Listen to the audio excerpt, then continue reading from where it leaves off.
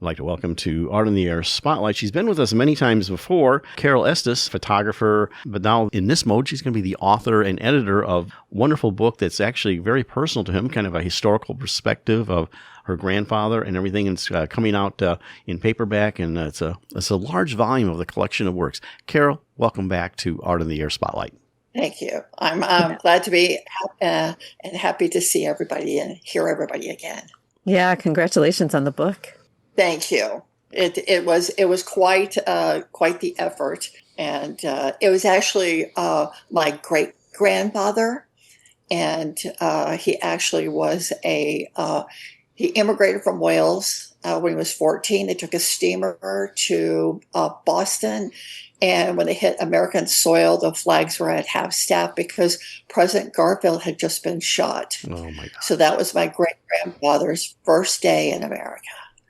Wow. In 1881. So this is really a family history. So tell us a little bit about, well, first of all, what brought you to decide to go ahead and it's mostly an editing job, pulling this together, where the resource was, and tell us about that process. Well, it kind of started from my father's World War II footlocker because all of this came in the 1970s in a big box from my grandmother who kept all of this. Dad put it in his World War II footlocker, which was kind of off. It wasn't really for us to be able to go through. When my father passed away, we pulled it up to write a eulogy, and all of this surfaced, and all the memories of kind of remembering seeing it when I was a teenager. And it kind of reminded me that I had one time looking at some of the poems, I thought, gosh, wouldn't it be nice to be able to keep this for others? And so after my mom passed away, all of the stuff kind of was sorting through the house, and I kind of convinced my sister to trust me with the information. And so I started putting everything together and just kind of compiling and editing and sorting and being astounded of somebody who had only had education to age 14 to be able to write and put together what he did. Boy, isn't it funny that you are also a poet and a writer even before compiling that? It's really been a familial practice. Do you have any pre-knowledge of his writings before he came to America? Oh, gosh, I never met him because he died in 1945. Sure. No, I mean... We saw it just a little bit when I arrived from California, but we had just minutes to look at it. My father put it away, and we really never had any connection to it. So it stayed in the back of my mind. And when it surfaced again, kind of went through it. And I understand, I kind of was connecting those dots between my writing and going through all this. And so I think I would just thank him for maybe passing the gene and just the excitement of what words can do. It's such a historical, like an absolute historical treasure to have a first-person account of all of this history. Yes, because most of the writings were contemporaneous through the 1930s. So he was living. They went from the mines from Pennsylvania, Ohio, and Missouri, where he met my great grandmother, and so voila, here I am.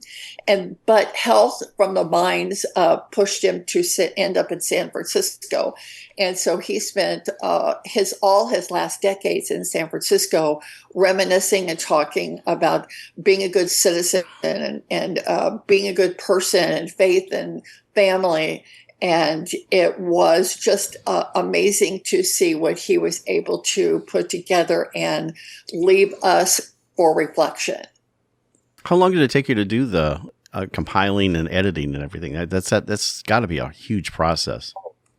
Oh, it was a huge process. And I know that before the pandemic, I was doing a little bit genealogy, and so I could go back and have as much information and facts about his naturalization and all that kind of thing for the documents, anything I could find to back up of all of the things he has put in. And then my sister and I took a trip to Wyoming because we knew that my grandmother had buried two daughters in 1918 and 1919 in the first flu pandemic. And we knew that there was connection because my great grandfather was living in the area in Colorado at the time. So I wanted to include the headstone in the book. So that's kind of what started it all. So here we are. All these, it's been almost a decade, I'm sure, for the labor of love. Totally. Well, I hope this is a quick question. Was all the paper intact or had it degraded very much? Oh gosh, no! Almost everything was hand typed, and then every letter was "Dear Children," and it was amazing, and the quality and that was lasted forever. So. Well, in our final moments here, how can they find your book? Where can they locate it and purchase it, and either online and everything? And also tell us your website and how people can reach out to you. The title of the book is Dear Children, Reminiscences and Gleanings of a Father, and it's available on Amazon. And my website is welcome-to-carolworld.com, and you can find me and find out any other information, and hopefully I'm going to update the blog. Excellent. That's Dear Children, Reminiscences and Gleanings of a Father, and it's compiled by Carol Estes. Thank you so much for coming on the Air Spotlight and sharing this whole journey. Thank you. It was a pleasure. Yeah, thank you so much, Carol. And as a reminder, if you'd like to have your event on Art on the Air Spotlight or have a longer feature interview, email us at aota@brech.com. That's aota@brech.com. Art on the Air Spotlight and the complete one-hour program on Sunday is brought to you by Ember Forge Consulting, thoughtful marketing and digital learning built to express your purpose and grow your reach. Learn more at emberforgeconsulting.com/grow.